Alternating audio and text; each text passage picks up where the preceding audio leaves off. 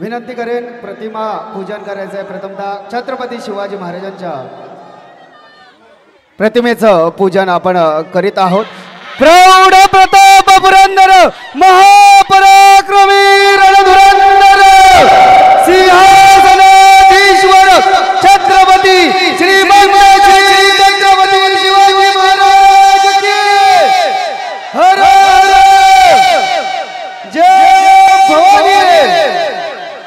हिंदू हृदय सम्राट वंदनीय बाळासाहेब ठाकरे सोबतच मासाहेब आणि भारतीय राज्यघटनेचे शिल्पकार डॉक्टर बाबासाहेब आंबेडकर यांच्या प्रतिमेचं पूजन करून मी विनंती करतोय शिवसेना पक्ष प्रमुख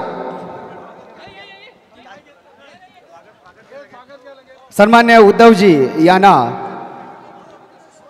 खुर्चीवर बसण्यासाठी विनंती करतोय आणि त्यांच्या स्वागताची तयारी सुरू करतोय।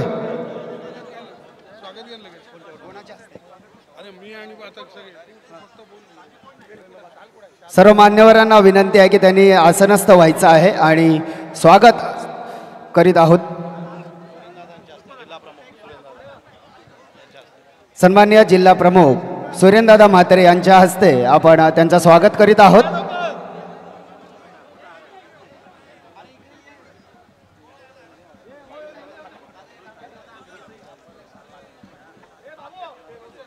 चौल सागमळा ऐतिहासिक आणि देवळाचं गाव म्हणून ओळखलं जातं।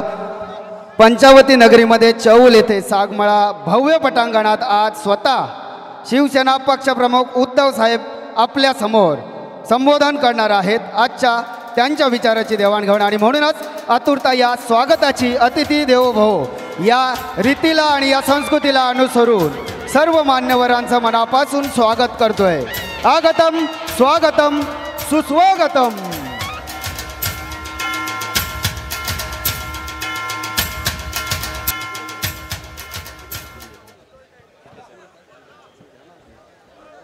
शिवसेना पक्षप्रमुख आदरणीय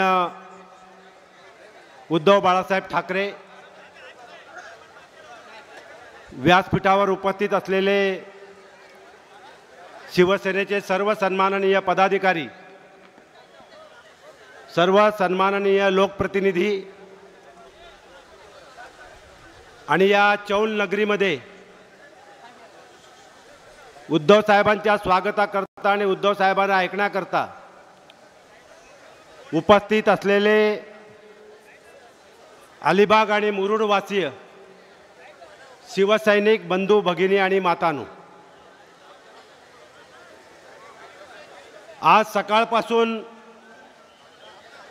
पक्षप्रमुख उद्धव साहेबांचा जनसंवाद दौरा हा पेणपासून सुरू झाला। विराट सभा पेणला झाली, उत्स्फूर्त अशा प्रकारचं स्वागत पेणला झाले। भर उन्हामध्ये मध्यान्हीचा सूर्य माथ्यावर असताना विराट सभा पेणमध्ये पार पडली। आता त्यानंतर या जनसंवाद दौऱ्यातील ही दुसरी सभा इथं या ऐतिहासिक चौल नगरीमध्ये संपन्न होत आहे। खरं म्हणजे चौलला खूप ऐतिहासिक महत्त्व आहे आणि त्याचबरोबर चौल हे गाव साहेब हे देवळांचं गाव आहे, मंदिरांचं गाव आहे। 300 पेक्षा अधिक मंदिरं या गावात आहेत आणि 300 पेक्षा अधिक तलाव या गावात आहेत। चौल ही महाराजांच्या काळातील, शिवरायांच्या काळातील या कोकण किनारपट्टीवरची सगळ्यात मोठी बाजारपेठ होती आणि त्यामुळे चौल एक संस्थान होतं। आजही त्याची निशाणी, त्याच्या खुणा, चौलच्या गडाच्या भिंती, तटबंदी आजही आपल्याला पाहायला मिळते। आणि म्हणून मग या अशा पावन चौल भूमीमध्ये आपले पक्षप्रमुख उद्धव साहेब आज या ठिकाणी आलेले आहेत। हा दौरा हा जनसंवाद दौरा आहे आणि साहेब आपल्याबरोबर संवाद साधणार आहेत। आणि मग हे संवाद साधत असताना रायगडशी निगडीत असलेले प्रश्न असतील, अलिबाग तालुक्याशी निगडीत असलेले प्रश्न असतील, खरं म्हणजे अलिबाग तालुका हा आज पर्यावरणाच्या दृष्टीने अतिशय लोकप्रिय असा तालुका आहे. विशेष करून पश्चिम महाराष्ट्रातले जे पर्यटक आहेत हे मोठ्या संख्येनं पर्यटनाकरता या अलिबाग भागामध्ये येत असतात, अलिबागच्या या किनाऱ्यावर येत असतात. अगदी रेवसपासून ते थेट रेवदंडा पलीकडे मुरुड आणि त्याच्या पलीकडे दिवेआगर श्रीवर्धन आणि त्याच्या पलीकडे दापोली असा हा संपूर्ण किनारपट्टा आहे. हा पर्यटनाकरता अतिशय प्रसिद्ध असा किनारपट्टा आहे आणि त्यामुळे पर्यटन हा एक सगळ्यात महत्त्वाचा व्यवसाय या भागातील सर्वसामान्य जनतेचा, कष्टकऱ्यांचा, शेतकऱ्यांचा मुख्य व्यवसाय हा पर्यटनाचा व्यवसाय आहे. इथं मोठ्या प्रमाणात पर्यटक या ठिकाणी येत असतात आणि म्हणून साहेब आपल्याला एक आणखीन वैशिष्ट्य सांगेन. कोकणातील प्रत्येक तालुक्यातील सर्वसामान्य शेतकरी, कष्टकरी, तरुण वर्ग आपल्याला मुंबईला पाहायला मिळतो, परंतु अलिबाग हा पर्यटनाचा जिल्हा तालुका असल्यामुळे, पर्यटनाचा तालुका असल्यामुळे या ठिकाणी पर्यटन व्यवसाय इतक्या मोठ्या प्रमाणात आहे की त्यामुळे अलिबाग तालुक्यातील कुणालाही उपजीविकेकरता मुंबईला जाण्याची आवश्यकता भासत नाही. अलिबाग तालुक्यातील प्रत्येकाची उपजीविका, इथे मोठे शेतकरी नाही आहेत, मोठे बागायतदार नाही आहेत. इथल्या बागायतदारांच्या, शेतकऱ्यांच्या जमिनी या गुंठ्यामध्ये आहेत, एकरामध्ये फार कमी आहेत. आता जे काही बाहेरचे आलेले एक निवेश करणारे, गुंतवणूक करणारे त्यांनी कदाचित घेतले असतील, पण मूळ इथला जो शेतकरी आहे, मूळ इथला जो बागायतदार आहे, तो इथला गुंठ्यातला बागायतदार आहे. पण जरी तो गुंठ्यातला बागायतदार असला तरी सुद्धा 3 गुंठ्यामध्ये सुद्धा एक कुटुंब सुखानं जगू शकेल अशी बागायतीची पोपळी आहेत, माडा आहेत, काजू आहे, आंबा आहे, अशी अनेक बागायती पिकं आहेत की 3 गुंठ्यात सुद्धा इथला शेतकरी त्या बागायतीवर सुखानं जगू शकतो. आणि मग त्याच्या जोडीला आता पर्यटनासारखा खूप मोठा व्यवसाय, एक मोठा उद्योग इथे सुरू झालेला आहे. इथे व्यावसायिक, कमर्शियली पर्यटनासाठी आवश्यक असणारे हॉटेल, मोटेल, लॉजिंग, रिसॉर्ट आहेतच, पण उद्धव साहेब त्याबरोबर या परिसरातील मग चौल असो, रेवदंडा असो, नागाव असो, आक्षी असो, या अलिबागच्या अगदी रेवस मांडव्यापर्यंतचा सगळा भाग असो, इथे राहणारा प्रत्येक नागरिक, इथलं कुटुंब, इथलं प्रत्येक घर हे इथलं रेस्टॉरंट आहे, हे प्रत्येक घर हे इथं लॉज आहे, इथे प्रत्येक घरात खानावळी चालवल्या जातात. आणि त्यामुळे सगळ्यात मोठा व्यवसाय हा पर्यटनाचा आहे. मी साहेबांना एक विनंती करणार आहे, तुम्हा सर्वांच्या वतीनं, या अलिबाग तालुक्यातील पर्यटनातल्या व्यवसायाशी निगडीत असलेल्या सर्वांच्या वतीनं, मग ते व्यावसायिक असोत किंवा खाजगी पर्यटनाकरता उद्योग करणारी ही सगळी घरगुती मंडळी असोत, यांना या व्यवसायाकरता जो प्रशासनाकडनं त्रास होतो, जो त्रास साहेब आपण मुख्यमंत्री असताना या तालुक्यामध्ये कधी होत नव्हता. आपण तशा सूचना दिल्या होत्या, आपण त्याचा उल्लेख आपल्या भाषणात कराल साहेब. पण आपण सत्तेवरून उतरल्यानंतर आता या भागामध्ये हे जे छोटे छोटे व्यावसायिक आहेत, पर्यटनावर जगणारी जी कुटुंब आहेत, त्यांना अतोनात अशा प्रशासनिक त्रासाला सामोरं जावं लागतंय आणि म्हणून तो हवालदिल झालेला आहे. माझी एक विनंती आहे आपल्याला साहेब, आपण त्यांना आज विश्वास द्यावा. या चौलच्या या ऐतिहासिक नगरीमध्ये, या अलिबागच्या या भूमीमध्ये, या अलिबागच्या सर्व पर्यटन व्यवसायांना आपण एक विश्वास द्यावा. आणि मी तुम्हाला विश्वास देतोय की चिंता करू नका, काळजी करू नका. आज जरी मुख्यमंत्री उद्धव साहेब नसले तरी उद्याचे मुख्यमंत्री उद्धव बाळासाहेब ठाकरेच असणार आहेत. आणि म्हणून जर आहे साहेब आपण आज शब्द दिलात तर निश्चितपणाने त्या शब्दाचं पालन हे सरकार आणि प्रशासन हे केल्याशिवाय राहणार नाही. आणि म्हणून हा एक मुद्दा आपल्या लक्षात आणून देतो. यापेक्षा अधिक मला काही वेगळं भाषण करायची आवश्यकता असं वाटत नाही, कारण आपल्याकडे ही पहिल्यांदा सभा होते. आपण अतिशय उत्साही आहात, आपण साहेबांना ऐकण्याकरता उत्साही या ठिकाणी आहात. उद्धव साहेबांचं मार्गदर्शन आपल्याला ऐकायचं आहे, त्यांच्याबरोबर आपण संवाद आपल्याबरोबर ते इथे साधणार आहेत. आणि म्हणून अधिक वेळ आपल्यामध्ये इथे घेत नाही. सुदैवानं आता इंडिया आघाडी झाल्यामुळे अलिबाग तालुक्यामध्ये, अलिबाग विधानसभेमध्ये साहेब अतिशय चांगलं वातावरण आहे. कारण इंडिया आघाडीमुळे आपल्याला समाधानाची अभिमानाची बाब आहे. खरं म्हणजे प्रत्येक शिवसैनिकाला अभिमान वाटावा अशी बाब आहे जी इंडिया आघाडी या देशाकरता झालेली आहे. या इंडिया आघाडीचं नेतृत्व काँग्रेस संपूर्ण देशामध्ये करत आहे आणि महाराष्ट्रामध्ये या इंडिया आघाडीचं नेतृत्व आपले पक्षप्रमुख उद्धव बाळासाहेब ठाकरे करतायत. उद्धव साहेब हे इंडिया आघाडीचे प्रमुख आहेत आणि या इंडिया आघाडीमध्ये शिवसेना आहे, काँग्रेस आहे, शरद पवार साहेबांची राष्ट्रवादी काँग्रेस आहे, शेतकरी कामगार पक्ष आहे, विविध डाव्या विचारांच्या ज्या संघटना पक्ष आहेत ते सगळे या इंडिया आघाडीमध्ये आहेत.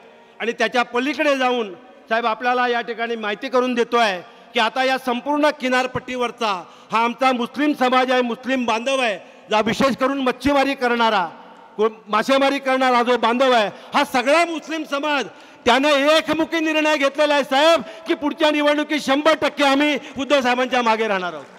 आणि म्हणून अतिशय सुंदर वातावरण आहे, अतिशय चांगलं वातावरण आहे. निश्चितपणानं गद्दाराला आपण जागा दाखवणार आहोत, गद्दाराला या अलिबागच्याच मातीत आपण गाडणार आहोत. गाडायचं की नाही? गाडायचं ना? हां. आणि म्हणून अतिशय चांगलं वातावरण आहे, अतिशय उत्साही वातावरण आहे. आणि या उत्साही वातावरणामध्ये उद्धव साहेबांनी इच्छा व्यक्त केली की मला आता भागाभागात जाऊन जनतेशी संवाद साधायचा आहे. आणि म्हणून अखंड महाराष्ट्राचा हा जनसंवाद दौरा ज्याची सुरुवात आज रायगडपासून झाली, दुसरी सभा इथं चौलमध्ये होते. मी आपले पक्षप्रमुख उद्धव बाळासाहेब ठाकरे यांना विनंती करतो की साहेब आपण या आणि या जनतेशी संवाद साधा. जय हिंद, जय महाराष्ट्र. आवाज कुणाचा? आवाज कुणाचा?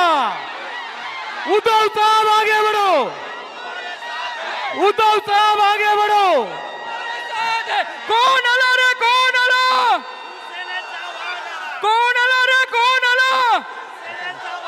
अरे कौन बोलते आहे येणार नाही?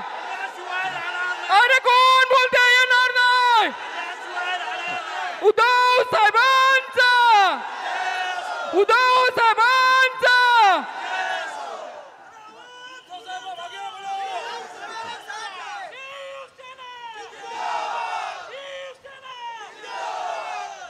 जमलेल्या माझ्या, अरे आता बोलू द्या ना, जमलेल्या माझ्या तमाम हिंदू बांधवांनो, भगिनी आणि मातांनो, तुमचा जोश आणि उत्साह मी समजू शकतो. आणि आता तुम्ही जी घोषणा देत होता, आवाज कोणाचा, हा आवाज दिल्लीकरांच्या कानावरती आदळला पाहिजे आणि त्यांना कळलं पाहिजे की महाराष्ट्र हा लेच्या पेच्यांचा देश नाहीये. महाराष्ट्र हा शूरांचा, मर्दांचा आणि छत्रपती शिवाजी महाराजांचा हा प्रदेश आहे. जे आपल्या महाराष्ट्राचं एक वर्णन आहे, राकट देशा, कणखर देशा, दगडांच्या देशा. जर दिल्लीवाले असं समजत असतील की इकडे लाचार, भेकड आणि मिंदे राहतात, तर ते तुमच्याकडे राहतात, आमच्याकडे राहत नाहीत. सगळे जे कोणी लाचार, भेकड आणि मिंदे आहेत, जे होते ते तर भाजपसोबत गेलेत. अजूनही कोणी असतील तर बेधडक जा, भेकडांवर निघून जा. कारण आपल्याला कल्पना आहे, मी नाशिकच्या सभेत बोललो होतो, भेकड जनता पार्टी. उगाचच नाही बोललो काहीतरी बोलायचं म्हणून. ही भेकडांची पार्टी आहे आणि बेडकांची पार्टी आहे. या पक्षातून त्या पक्षात, त्या पक्षातून त्या पक्षात जाणारे बेडूक जनता पार्टी. आणि स्वतःमध्ये काही कर्तृत्व नाही, ना नेते जन्माला आले, ना आदर्श जन्माला आले, म्हणून दुसऱ्या पक्षातले घ्यायचे. तरी या पक्षाचा नेता चोर करी, त्या पक्षाचा नेता चोर करी. डॉक्टर बाबासाहेब आंबेडकरांना चोरायचं, सुभाषबाबूंना चोरायचं, आपल्या बाळासाहेबांना चोरायचं. काय ही दयनीय अवस्था. आणि असा सगळा म्हणजे काही नीतिशून्य, विचारशून्य पक्ष आपल्या देशावरती गेले 10 वर्ष राज्य करतोय. ह्याची आता मला लाज वाटते. गीते साहेब, तुम्ही मागासच्याही सभेत बोलला, आत्ताही जोरात बोलला की पुढचे मुख्यमंत्री उद्धव ठाकरे असतील. पण त्याच्या आधी लोकसभा आहे, आधी लोकसभा आहे. आणि आता सुरुवात तळागाळातून नाही, आता कळसालाच हात घालायचा. पहिला कळसावरतीच आपला भगवा फडकवायचा. ज्यांनी या आपल्या शिवरायाच्या पवित्र भगव्यामध्ये छेद द्यायचा प्रयत्न केलाय, माझ्या या भगव्याला कलंक ज्यांनी लावलेला आहे, आणि त्यांना असं वाटतं की त्यांचं फडकं म्हणजे देशाचा राष्ट्रध्वज. तसं नाही आहे ते. छत्रपती शिवरायाचा खरा भगवा काय आहे तो आम्ही लाल किल्ल्यावरती पुन्हा फडकून दाखवूच, ही आमची प्रतिज्ञा आहे. आणि अलिबागकरांचं तर दुहेरी कर्तव्य आहे. कारण अलिबाग आणि रायगड लोकसभा आणि अलिबाग विधानसभा तुम्हाला दोनदा गद्दारांना काढायचं आहे. डबल गद्दारी झालेली आहे. आणि नुसतीच गद्दारी नाही, एक 8-15 दिवसापूर्वी जो एक निर्णय दिला लवादानी, मी लबाडानी म्हणालो, ते पण तुमच्या इथलेच कुठले तरी आहेत मला वाटतं, रेवसचे वगैरे आहेत ना. म्हणजे हा या मातीला लागलेला कलंक आहे. मी कलंक शब्द मागे बोललो होतो तर खूप झोमला होता.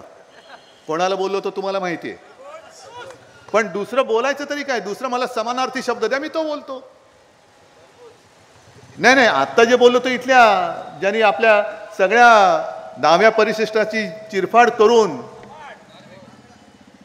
जो उफराटा म्हणजे विक्षिप्त उलटा निर्णय दिला त्याच्याबद्दल बोलतोय. नाही, तुम्हाला माहिती आहे, कारण तुम्ही त्यांचे गावकरी आहात, त्याच्यामुळे तुम्ही जास्त ओळखता त्यांना आणि त्यांचं वर्णन तुम्ही योग्य करू शकता. आम्हाला हल्ली दिसले ते. हल्ली म्हणजे पूर्वी आपल्यात होते.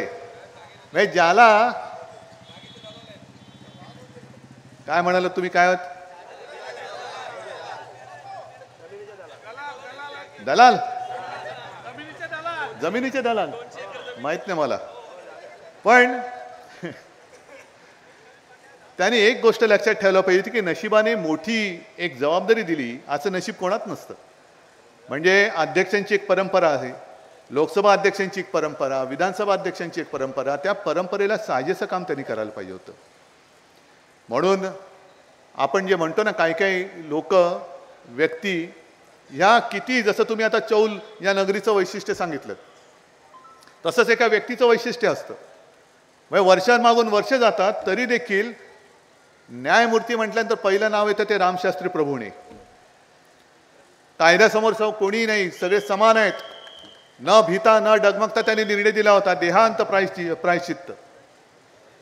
आणि जे लाचार असतात, दलाल असतात, त्यांना फक्त जे समोर कागद येतो तो वाचून दाखवायचा असतो. या सगळ्या गोष्टीचा आता कुठेतरी तुकडा पाडायची वेळ आलेली आहे. आता सुद्धा आजच वृत्तपत्रात बातमी आलेली आहे की चंदीगडचा महापौर त्यांनी कसा जिंकला तुम्हाला कळलं ना. उघड जणू काय तुम्ही नाहीच आहात. आपण नेहमी असं म्हणतो की मांजर दूध पिताना डोळे मिटून पिते, पण तिला हे माहिती नसतं जगाचे डोळे उघडे असतात. तर या बोक्यांना माहित नाही तुम्ही जे काय सत्तेचं दूध पिता आहात, जग बघते तुमच्याकडे, संपूर्ण जग बघते तुम्ही कसं पिताय. म्हणजे सगळ्या कायद्याचा मुर्दा पाडून, लोकशाहीचा मुर्दा पाडून तुम्ही त्याच्या मड्यावरती तुमच्या सत्तेची खुर्ची ठेवताय. आणि आव काय आणतायत, मोठा आव आणतायत. आज आत्ता सुद्धा मी मगाच्या सभेत बोललो, तुम्ही कदाचित ऐकलं असेल, या चॅनलवरनं ती बातमी प्रसारित झाली. आपल्या देशाचा म्हणजे निवडणूक पूर्वी एक बजेट द्यावं लागतं. ते बजेट आज निर्मला सीतारामन आपल्या देशाच्या अर्थमंत्री आहेत, त्यांनी मांडला. म्हणजे मी त्यांचं अभिनंदन केलं, कौतुक केलं, कारण त्यांना माहिती आहे की पुढच्या वेळेला बजेट मांडणारं सरकार आहे त्यांचं नसणार आहे. म्हणजे या सरकारचा शेवटचा अर्थसंकल्प मांडणारा मंत्री म्हणून त्यांची नोंद इतिहासात झाली आज. तरी देखील आज त्यांना कळलं, म्हणजे इकडे मोठ्या प्रमाणावरती महिला बसलेल्या आहेत, इकडे मोठ्या प्रमाणावरती पुरुष बसलेले आहेत. सगळे काय सुटाबुटातले आहात का रे तुम्ही? जय आता अनंत गीते साहेबांनी वर्णन केलं की तुम्ही सगळे छोटे मोठे उद्योगधंदे तुमच्या शेवटी रोजीरोटीसाठी जे करावं लागते ते तुम्ही करता, पण तुम्हाला सुखाने खाऊ नाही द्यायचं. यांची वृत्तीच अशी आहे की कोण बसायचं.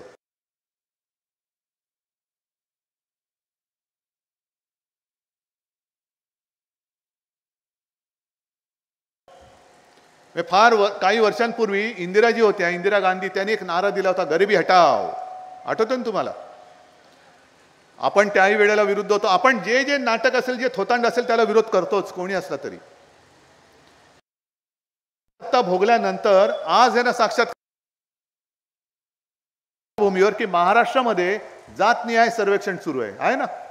तुमच्या घरी पण येऊन गेले लोक, माझ्याकडे पण काल येऊन गेले, जात कोणती जात कोणती जात कोणती. मग इकडे जातीचं सर्वेक्षण सुरू आहे आणि निर्मला सीतारामन म्हणतात की आम्ही फक्त 4 जातींसाठी काम करणार: महिला, तरुण, त्याच्यानंतर शेतकरी आणि गरीब. आज तुम्हाला 10 वर्ष कळलंच नाही या देशात महिला आहेत. मणिपूरमध्ये त्या 2 महिलांची जी काही धिंड काढली, अत्याचार झाले, तेव्हा तुम्हाला कळलं नाही त्या महिला होत्या त्या. आज माझ्या महाराष्ट्रामध्ये जे शेतकरी आत्महत्या करतायत, त्या शेतकऱ्यांना ना पीक विमा वेळेवरती मिळतोय, ना अवकाळी पाऊस किंवा आपत्तीचं जे संकट आल्यानंतर नुकसान भरपाई जी मिळते ती सुद्धा मिळत नाही. आणि आता तुम्ही शेतकऱ्यांसाठी काम करणार. मला सांगा, तुम्ही गेल्या 5-10 वर्षामध्ये केंद्राच्या माध्यमातून बाकी महाराष्ट्र मोठा आहे, रायगड पण मोठा आहे, केवळ आणि केवळ अलिबाग किंवा चौलमध्ये किती रोजगार आले? बरं, इकडे निसर्ग वादळ आलं होतं ना, नुकसान झालं होतं ना, त्यावेळेला मी मुख्यमंत्री होतो ना, मदत केली होती की नव्हती? नाही, नसेल तर नाही सांगा. मला काही बे नाही, मी कधी खोटं बोलणार नाही आणि मला खोटं बोलून मतं मिळवायची नाही, अजिबात नाही. जे मी केलं ते मी केलं आणि नसेल केलं तुम्ही तोंडावर सांगा तू नाही केलंस. मी आलो होतो त्यावेळेला, मोठेच्या मोठे वृक्ष उन्मळून पडले होते इथून. नंतर ते तोक्ते सुद्धा वादळ आलं होतं. सिंधुदुर्गात मी गेलो होतो, मोठमोठे वृक्ष असं मी कधी बघितलं नव्हतं. 100-100 वर्षाचे वृक्ष सुद्धा उन्मळून पडले होते, काही घरांवरती पडले होते, अमाप नुकसान झालं होतं. आणि तेव्हा मी मुख्यमंत्री होतोच. केंद्राच्या निकषाच्या पलीकडे जाऊन मी मदत केली होती. ती मिळाली होती की नाही ते मला सांगा. फळबागांना केली होती, सगळ्यांना मदत केली होती. नाही, येऊ दिलं नाही म्हणजे तेव्हा जो काय होतं ते मी फिरत होतो, पण मदत द्यायचं काम मी केलं होतं. आता मला सांगा, एवढं मदत संकट येऊन गेल्यानंतर त्यावेळेला यांना कळलं नाही की ह्या 4 जाती ज्या तुम्ही नवीन निर्माण केलेल्या आहेत, त्याही वेळेला त्या होत्या, महाराष्ट्रामध्ये होत्या. पंतप्रधान आले होते, केंद्राचा 1 पैसा मिळाला होता. आता पंतप्रधान येत आहेत, आता सरकार आपल्या दारी, पंतप्रधान आपल्या दारी. म्हणजे तुम्ही म्हणालात ना की अलिबागमध्ये हा पर्यटन हा मोठा एक व्यवसाय आहे. आता पंतप्रधान इकडे पर्यटक म्हणून पण येतील, एखाद्या झोपडीत जाऊन राहतील. भाई और बहनों, आपका और मेरा बहुत पुराना रिश्ता है. आपका जो समुद्र है वो मेरे गुजरात को भी मिलता है, इतना हमारा बड़ा संबंध है. अरे पण त्या समुद्रातून तुम्ही माझे सगळे उद्योग धंदे गुजरातला घेऊन जाते, त्याचं काय? जे गुजरातला मोठं करा, मी काही जळत नाही किंवा माझी काही त्यांच्याबद्दल असूया नाहीये की गुजरात समृद्ध होतं, झालाच पाहिजे. बिहारही समृद्ध झाला पाहिजे. नितीश कुमारला तुम्ही फोडला आणि घेतलात ना, मग आता नितीश कुमारला घेतल्यानंतर बिहारला एक मोठं पॅकेज द्या ना. आता 5 लाख कोटीचं पॅकेज द्या बिहारला, हरकत नाही आमची. नाही तर नुसती फोडाफोडी करायची. निवडणुका आल्यानंतर तुम्हाला 4 वर्ग दिसतात, पण निवडून आल्यानंतर फक्त तुम्हाला सुटाबुटातले तुमचे मित्र दिसतात. सगळं काही त्या ना, म्हणजे मत मागताना 4 जाती आहेत, पण मत दिल्यानंतर चला फुटा, हे माझे 2 मित्र आहेत, यांच्यासाठी मी काम करणार. सगळं सुटाबुटातले. म्हणजे राहुल गांधी मागे म्हणाले होते सुटबुटकी सरकार. आता त्यांना तुमच्या दाराचे जोडे झुजवण्याची वेळ येते. ते बूट त्यांच्या कामाला नाही येणार आहेत. आता जोडे झिजवावे लागतात, कारण त्यांना कळलंय की 10 वर्षाचा कालखंड निघून गेलेला आहे. अरे 10 वर्ष लागली तुम्हाला राम मंदिर बांधायला. आता राम मंदिर तर तुमच्या आदेशाने झालेलंच नाही, कोर्टाच्या आदेशाने झाले. आणि ज्याच्याबद्दल मला सुद्धा अभिमान आणि मला सुद्धा आनंद आहे, नक्की आनंद आहे, कारण त्या सगळ्या लढ्यामध्ये शिवसैनिक सुद्धा होते.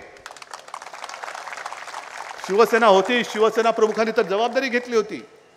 मी विरोध नाही केला राम मंदिराला, पण मला आमंत्रण मिळते की नाही मिळत ह्याची वाट न बघता मी माझा आनंद नाशिकला साजरा केला. नाशिकला केला का? तुम्ही तुमच्या सगळ्याच्या मध्ये करा, पण तरी देखील एक प्रश्न राहतो. ज्या वेळेला ते आमच्यावरती टीका करताना म्हणतात की यांनी हिंदुत्व सोडलं, जसं आज गीतेसाहेब म्हणाले आणि इकडे आलेत मुस्लिम बांधव, अरे आम्ही हिंदू आहोत ना रे, मग का आला तुम्ही आमच्या बरोबर? काय तुम्हाला माहित नाही मी हिंदू आहे? मला माहित नाही तुम्ही मुसलमान आहात? पण माझं हिंदुत्व जे माझ्या वाडवडिलांनी शिकवलंय ते म्हणजे जो या देशाला माझं मानतो, जो या देशासाठी मरायला तयार आहे, तो हिंदू आहे, तो माझा आहे, तो माझा आहे. आणि आमचं हिंदुत्व हे राष्ट्रीयत्व आहे. जे शिवसेना प्रमुखांचं वाक्य होतं की मला म्हणजे ते सांगायचे की त्यांना देवळात घंटा बडवणारा हिंदू नकोय, अतिरेक्यांशी लढणारा हिंदू पाहिजे. मग ही आमच्या हिंदुत्वाची व्याख्या असल्यानंतर आम्हाला सुद्धा राम आमचा आहे, पण आमचा राम हा हृदयात आहे. पण तोच राम नुसता हृदयात ठेवून चालणार नाही, हाताला काम मिळालं पाहिजे. हृदयात राम आणि हाताला काम देणारं आमचं हिंदुत्व आहे. मग तुम्हाला मान्य आहे की मान्य नाहीये सांगा मला. मी मुख्यमंत्री असताना सुद्धा मी कुठे जातपात भेद केला, धर्माचा भेद केला? मग आम्ही म्हणे हिंदुत्व सोडलं. मग आता तुम्हाला जो नितीश कुमार चाललाय तुम्ही घेतलाय, त्या नितीश कुमारने तर एक जमान्यामध्ये संघमुक्त भारतची घोषणा दिली होती. संघमुक्त भारत या नितीश कुमारला सांगितलं ना तुम्ही, आ गले लग जा, सगळे तुम्हाला पाहिजेत. आणि म्हणे पुन्हा टिमकी मिरवणार, अब की बार 400 पार. अरे 400 पार होणार तर नितीश कुमार कशाला पाहिजे? त्या सोरेनला तुरुंगात का टाकताय निवडणुकीच्या तोंडावर? 400 पार होणारच ना, मग पहिले 400 पार व्हा, मग टाका तुरुंगात. मग घाईघाईने राम मंदिर का केलं? 400 पार व्हायचं होतं आणि राम मंदिर करायचं होतं. पण तुम्हाला राम मंदिर पण पाहिजे, नितीश पण पाहिजे, जे पाहिजेत ते येत आहेत त्यांना काही नाही.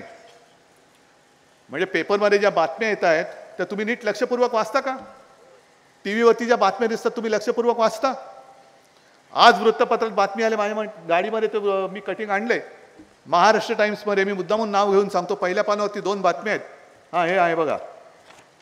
हे जरा चॅनलवर नीट दाखवा, नाही तर सगळ्यांना वाटेल. कारण भाजपला वाटतं सामना म्हटलं की टीका आली. सामना म्हणते टीका नाही करत. ही बातमी बघा. या 2 बातम्या बाजूबाजूला महाराष्ट्र टाइम्सने दिलेल्या आहेत. एक आहे हेमंत सोरेन यांना अटक कशासाठी? मनी लॉन्ड्रिंग आणि इतर वगैरे वगैरे वगैरे दिवसा म्हणून सोरेन यांना काल त्यांनी अटक केली, ही बातमी आले. आणि दुसऱ्या बाजूला छोटी बातमी आहे, अजित पवारांना क्लीन चिट. म्हणजे शिखर बँकेच्या 25,000 कोटी कर्जाचं वितरणामध्ये काय घोळ केला म्हणून त्यांच्यावरती आरोप केले. स्वतः नरेंद्र मोदींनी, पंतप्रधान मोदीजींनी NCP वरती 70,000 कोटींच्या घोटाळ्याचे आरोप केले होते की नव्हते? आणि 4 दिवसात गेले ना तिकडे. आता काय उपमुख्यमंत्री झाले, म्हणजे सोबत येत आहेत त्यांना आम्ही मंत्री करू, उपमुख्यमंत्री करू. ये मोदी गॅरंटी आहे,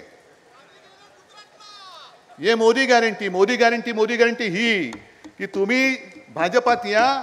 जे ईडीवाले तुमच्याकडे आले होते ते भाजपात आल्यानंतर तुमच्या घरी येऊन झाडू मारतील. ये मोदी गॅरंटी आहे, मोदी की गॅरंटी आहे. आणि नाही आलात तर तुरुंगात जा. अरे सगळेच काही नेबलेट आणि लाचार नसतात. आणि सगळेच जर का लाचार आणि नेबलेट असते तर माझ्या भारत मातेला स्वातंत्र्य मिळालंच नसतं. त्या वंदे मातरम या 2 शब्दात जो जोश आहे, अरे फाशीचा दोर असला तरी कोणी पर्वा नाही केली. ते तसे क्रांतिकारक जन्माला आले आणि जनता उसळून रस्त्यावरती आली. म्हणून आणि म्हणूनच ब्रिटिश सरकारला सुद्धा इकडनं काढता पाय घ्यावा लागला होता. ब्रिटिश सरकार हे शेवटी मिळालेलं स्वातंत्र्य आपल्याला, आपण काहीच केलेलं नाही, आपल्या आधीच्या पिढ्याने केलेले. पण त्यांनी जर का बलिदान देऊन कष्ट करून आपल्याला स्वातंत्र्य मिळवून दिलं तर आपलं कर्तव्य नाही स्वातंत्र्य टिकवायचं. मी गेल्या वेळेला आलो होतो ना रायगडमध्ये, कारण आपली युती होती. मी त्यावेळेला मोदीजींचा प्रचार केला होता. पण मी असं कधी म्हणत नाही की मी प्रचार केला होता म्हणून मोदीजी पंतप्रधान झाले. पण 2014 साली आम्हाला अनुभव आला, 2019ला अनुभव आला. लोकसभा आल्यानंतर तुम्ही आम्हाला मस्का लावता. 2014 मध्ये सुद्धा साधारणतः जूनच्या पहिल्या आठवड्यामध्ये मोदीजींनी शपथ घेतली. केवढं तो एक स्वप्नव्रत वाटणारा क्षण होता. मी गेलो होतो, मी 2 वेळेला गेलो होतो. आणि विश्वास बसत नव्हता, समोर आपण ज्यांच्यासाठी प्रचार केला ती व्यक्ती पंतप्रधान म्हणून शपथ घेते. राष्ट्रपतींकडे गेलो होतो, प्रणव मुखर्जींकडे. आज माझा तुम्ही पक्ष चोरलात, या तुमच्या गावावाल्यांनाच विचारा, माझा पक्ष देऊन टाकला. अरे लायकी नाही तुझी, या सगळे हे जे माझं वैभव आहे ना ते दुसऱ्याला देण्याची तुझी लायकी नाही आहे, पात्रता नाही आहे. पण प्रणव मुखर्जींकडे मला घेऊन गेले होते पाठिंब्याच्या पत्रावरती सही करायला. त्याच्यानंतर कोविंद होते, त्यांच्याकडे घेऊन गेले होते. पण 14 साली मे जूनपर्यंत आम्ही हिंदू होतो. पंतप्रधान हे झाल्यानंतर आम्ही काय धर्मांतर केलं? लगेच तुम्ही 2014च्या विधानसभा निवडणुकीत आमची युती तोडून टाकली. 2019 मध्ये पण तेच केलं. बरं, आता ते जे काय त्यांनी केलेलं आहे, मी काय मागितलं होतं त्यांच्याकडे? मी मुख्यमंत्री होईन म्हणून नव्हतं मागितलं. मी माझ्या वडिलांना म्हणजे बाळासाहेबांना वचन दिलेलं की मी शिवसेनेचा मुख्यमंत्री करून दाखवेन आणि तो मी पुन्हा करून दाखवेन. तुम्ही सोबत आहात म्हटलं ती असे अनेकदा मी माझ्या शिवसेनेचे मुख्यमंत्री करून दाखवेन. आणि हे सगळं ठरलं 2.5 वर्षाचं. मग 2.5 वर्ष जर तुम्ही माझी अट मान्य केली असती, आता हा जो काय तुम्ही चोर बाजार मांडलाय तो मांडावा लागला नसता. देवेंद्र फडणवीस त्यांना सुद्धा मी सांगू इच्छितो, आता तुम्ही आधी फुल होतात गेल्या टर्ममध्ये, त्याच्यानंतर 2.5 वर्ष विरोधी पक्षनेते. आम्हाला वाटलं तर की एवढे सगळी घरफोडी केलीत तुम्ही मुख्यमंत्री व्हाल, पण तुम्हाला केला अर्ध मुख्यमंत्री. आता तर पाव उपमुख्यमंत्री, पाव उपमुख्यमंत्री. अरे दिमागदारपणाने मुख्यमंत्री म्हणून 2.5 वर्ष भोगली असतीत ना, कशाला चोरी केलीत तुम्ही? पण खोट्याच्या कपाळी सोटा आपल्याला घालावाच लागेल, हाणावाच लागेल. तो सोटा तयार आहे की नाही हे तुम्हाला मी विचारायला आलेलो आहे. आणि मग एक काम तुम्हाला करावं लागेल. ही आजची सभा जनसंवाद म्हणजे असा संवाद नाही, हा पुढचा संवाद तुम्हाला करायचा आहे जनतेशी. तयार आहात? कारण त्यांनी जे केलं होतं त्यावेळेला 2014 साली एक शब्द प्रचलित झाला होता. कोणता होता? चाय पे चर्चा. बरोबर ना? मग काय, जाऊन बसायचं, 4 चौघात बसायचं आणि सगळ्या थापा मारायच्या. आता तुम्हाला हे काम करावं लागणार आहे. 4 चौघात जाऊन मोठी सभा वगैरे नाही घ्यायची. आठवडी बाजार असतो, जा आठवडी बाजारात जाऊन बसा. चहाच्या टपऱ्या असतील, रिक्षा स्टँड असेल, बस स्टँड असेल, जिथे जिथे काही ठिकाणी उद्यानं असतील. आता तुम्ही म्हणाले तिकडे तलाव आहेत, तलावावरती फिरायला येणारे लोक असतील, जाऊन बसा. आता इकडे महिला आहेत. मला एक सांगा, तुमच्यापैकी किती जणींना उज्ज्वला गॅस योजनेचा लाभ मिळालेला आहे? हात वर करा. असेल जरूर करा, मला आनंद होईल. तुम्हाला किती 2 कोटी रोजगार दरवर्षी निर्माण करणार होते, किती लोकांना रोजगार मिळाले? हात वर करा. पीक विमा योजना तुमच्या इकडे घेतात नाही घेत? कारण आता मला कल्पना नाही, गेले 1.5-2 वर्ष किती जणांना मिळालं. आपत्ती आली ना मधल्या काळात, त्या संकट काळामध्ये सरकार तुमच्या दारी आलं की नाही आलं?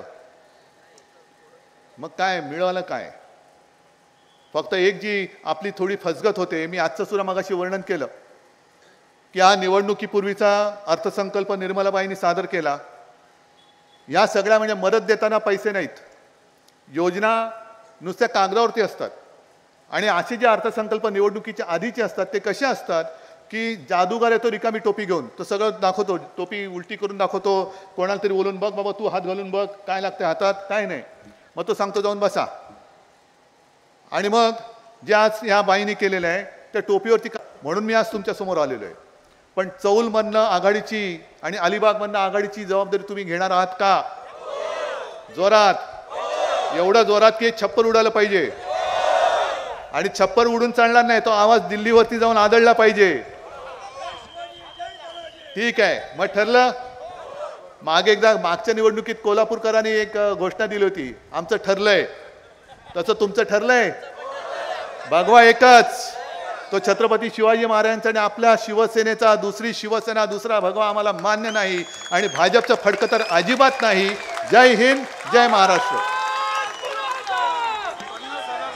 अरे आवाज कुणाचा? या ठिकाणी महाराष्ट्राची असलेली अस्मिता आणि शेतकऱ्यांचा असणारा पारंपरिक खेळ बैलगाडी, आणि या बैलगाडी संघटनेचे माजी अध्यक्ष कृष्णाभाई कडवे, त्याचप्रमाणे जिल्हा अध्यक्ष आजूशेठ म्हात्रे, त्याचप्रमाणे सारळ ते रेवदंड्याचे अध्यक्ष दिलीप राऊत, त्याचप्रमाणे माती बंदर विभागाचे अध्यक्ष अनिलजी तुरे, त्याचप्रमाणे परशुराम पाटील, या जयेश शिंदे सचिव यांना मी आमंत्रित करतो. या ठिकाणी साहेबांनी मुख्यमंत्री असताना खऱ्या अर्थानं आपल्याला हा बैलगाडीचा मार्ग खुला करून दिला, त्याकरता या ठिकाणी आपलं